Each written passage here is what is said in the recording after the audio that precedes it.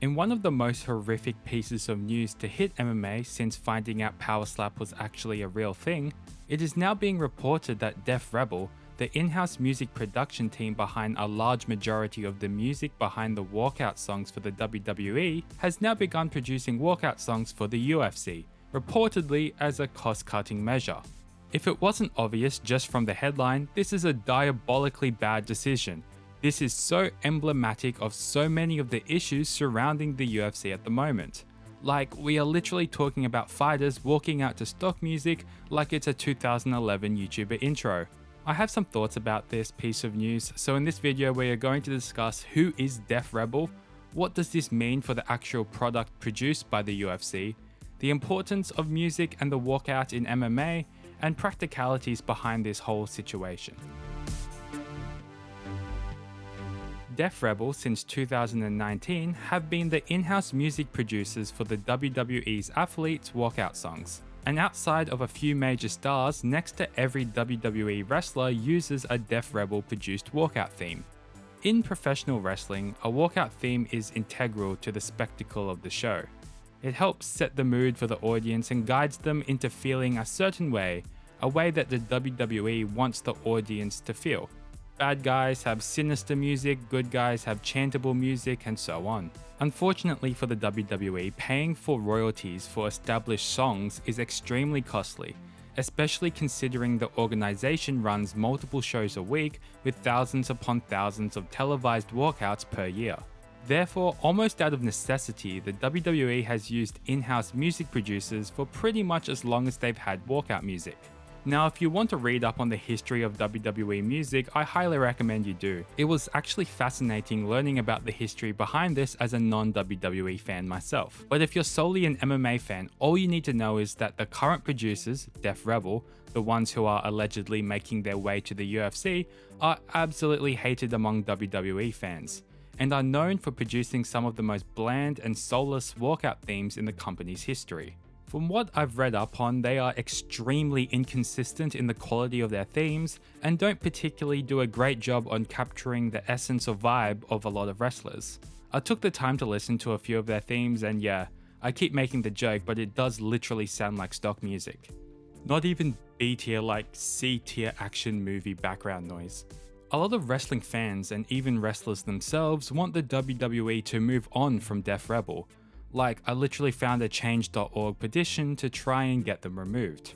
And it seems like the existence of their relationship with the WWE is seemingly spurred on by cost-cutting practices by the WWE and soured relationships with their former music producers.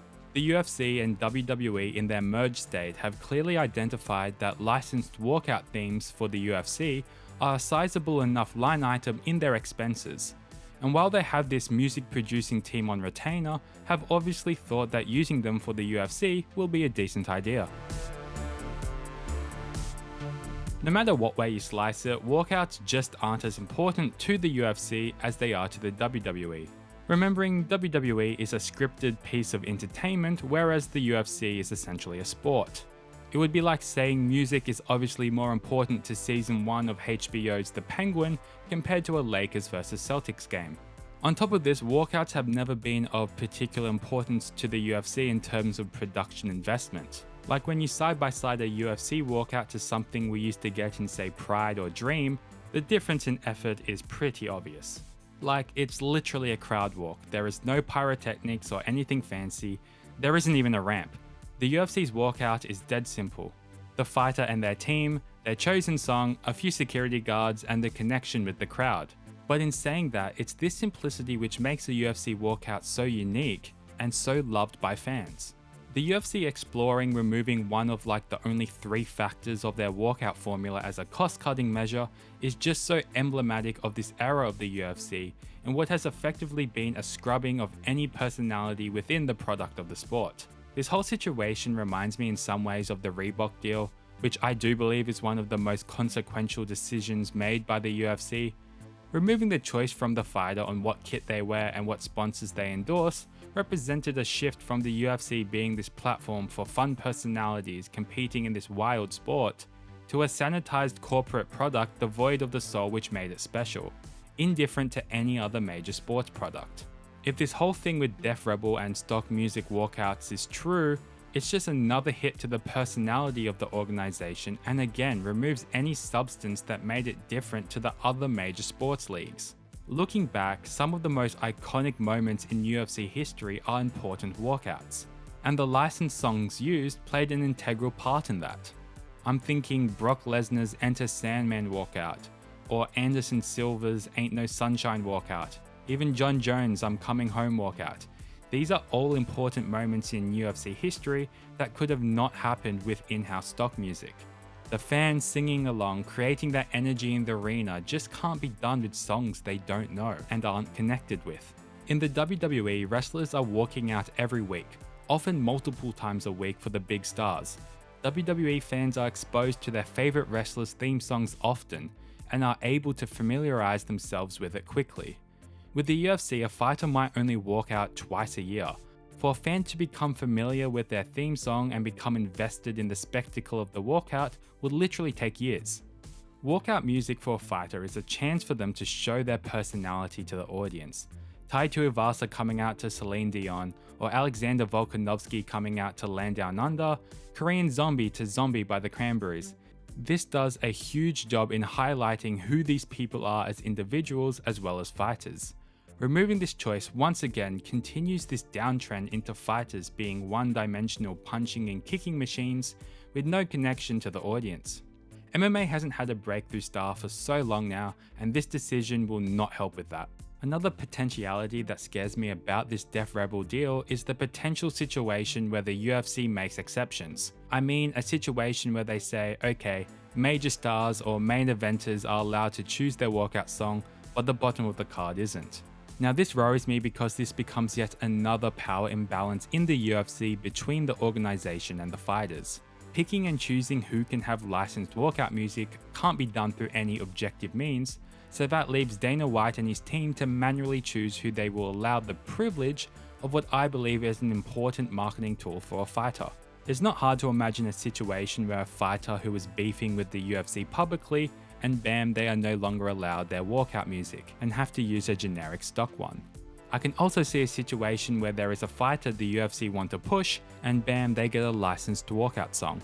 Now of course this is all speculative, but that sort of situation doesn't sit right with me, and with how the UFC have been acting over the last decade, I don't think it's too far-fetched.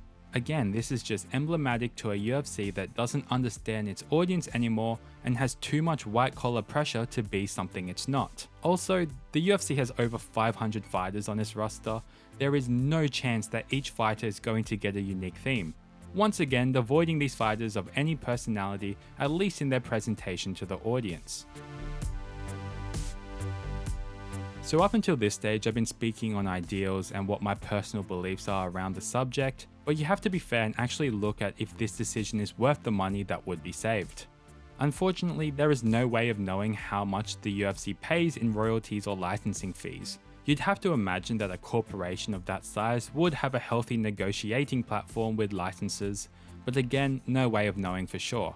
But some financials that we do know is that less than 20% of the UFC's revenue is going to fighters, significantly lower than any other major sporting league. When we have such a problem with fighter pay and the portion of revenue going to fighters is so small, it's just no good look that the UFC are entertaining now removing walkout music of all things, as opposed to rectifying or explaining why there is such a discrepancy in fighter pay versus organizational revenue.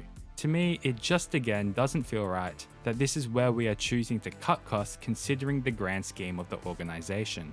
So there we have it, that's my rant on the UFC yet again being a soul-draining corporate smudge on the sport I love so much. Please, in the comments, let me know what your thoughts are surrounding this whole Def Rebel music agreement, and while you're at it, let me know which UFC fighter has your favorite walkout. Stereotypical answer, but the Korean Zombie is always going to be high up there, but I do have a soft spot for Tony Ferguson's groovy ass walkout. As always, thank you so much for watching and I'll see you in the next video.